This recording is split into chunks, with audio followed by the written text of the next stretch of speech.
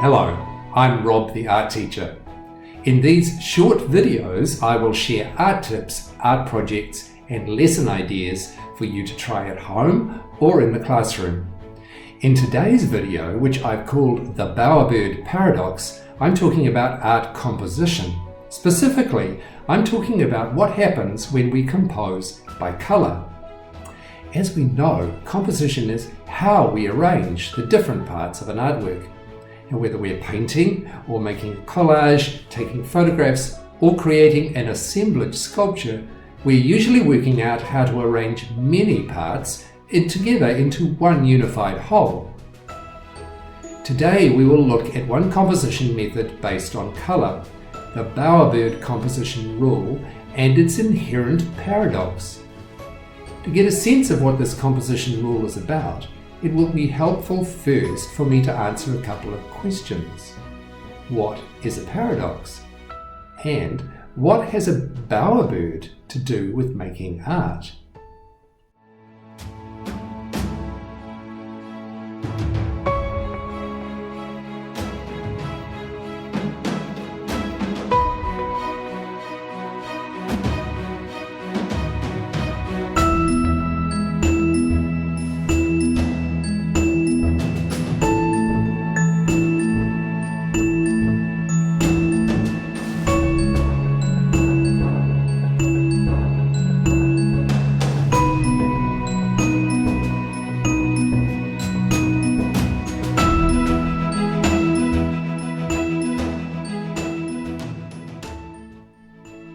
What is the Bowerbird composition rule and its paradox? Like the bowerbird's courtship art, the rule is all about grouping things according to colour. Specifically, it involves grouping things of the same colour together. The bowerbird uses this method for dramatic and romantic effect. It has impact. It attracts a mate. In making his bower and collection of objects, the male bird sometimes selects colours that stand out boldly against the surrounding plants and ground material, but not always. Sometimes the objects are quite muted in colour. Therefore, what really makes them stand out is that they are massed together in one place. It's an artificial arrangement, quite different from everything else around the site.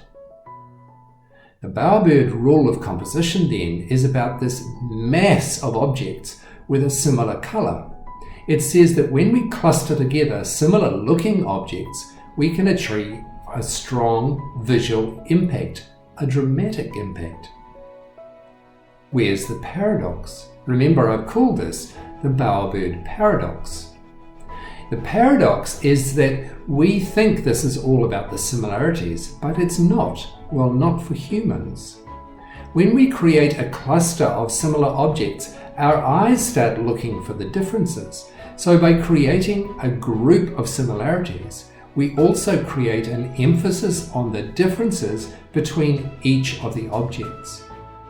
And the more similar they are, the more apparent the most subtle differences become. Therefore, while creating a mass effect of similarities, for instance, all yellow or all blue objects, we actually shift the focus and interest to the details and to the differences between the details. The paradox is that a composition that seems to be about the dramatic impact of similarities is also a composition about differences between the similarities. It is both of these things at the same time, a rule of similarities and their inherent differences. The mass effect tunes our eyes into the subtleties. So for instance, we start noticing that each yellow in the cluster is slightly different from every other yellow. A great art example of this is the work of British artist Tony Cragg in the 1970s and 1980s, when he created sculpture installations from found objects, which he arranged by their colour, just like a bowerbird.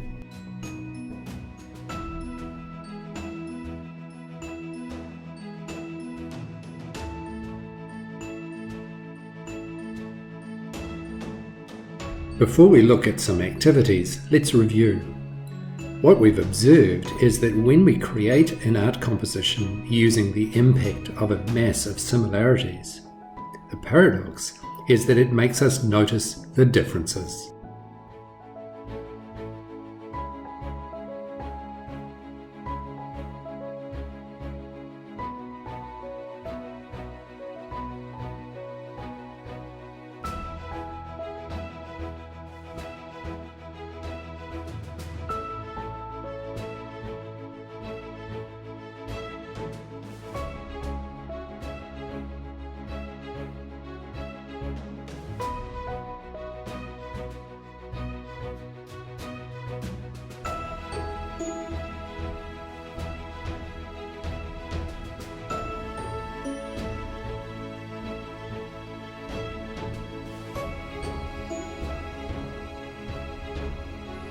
Thanks for watching.